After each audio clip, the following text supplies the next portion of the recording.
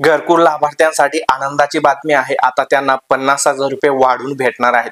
म्हणजे घरकुल बांधणीसाठी सरकार जेवढं अनुदान देत होतं, जेवढे पैसे देत होते, त्याच्यात आता 50,000 रुपये वाढून भेटणार आहेत। आणि याबाबतची अधिकृतपणे माहिती आपले मुख्यमंत्री देवेंद्र फडणवीस तसेच मंत्री जयकुमार यांनी सुद्धा दिलेले आहे। आता हे पैसे लगेच भेटतील का? तर नाही। आता मार्च महिन्यामध्ये आपल्या राज्याचा बजेट जाहीर केला जाईल, ज्यामध्ये घोषणा केल्या जातील, त्यानंतर शासन निर्णय काढला जाईल। तसेच आता ज्यांच्या नावावर घरकुल मंजूर झालेले आहेत किंवा ज्यांची बांधणी सुरू आहे त्यांना पण हे पैसे द्यायचे का याबद्दलच्या तरतुदी काढल्या जातील आणि त्यानंतर मग हे पैसे वाढीव भेटणार आहेत। आता तुम्ही पाहिलं असेल की शहरी भागातील घरकुलांना जास्त पैसे भेटायचे आणि खेड्यागावातील घरकुलांना कमी भेटायचे।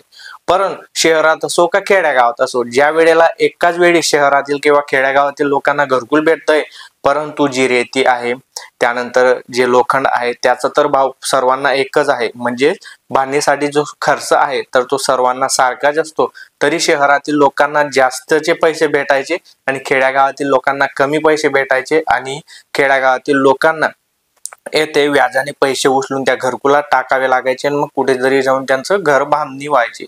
पण आता या गोष्टी सरकारच्या निर्देशनात आल्या आणि आता 50,000 वाढीव दिले जाणार आहेत। असे एकत्रित पैसे 2,10,000 रुपये दिले जाणार आहेत। आता काही भूमिहीन असतील तर त्यांना सुद्धा आधी 50,000 रुपये दिले जायचे, आता ते अमाऊंट वाढून 1,00,000 करण्यात आलेलं आहे।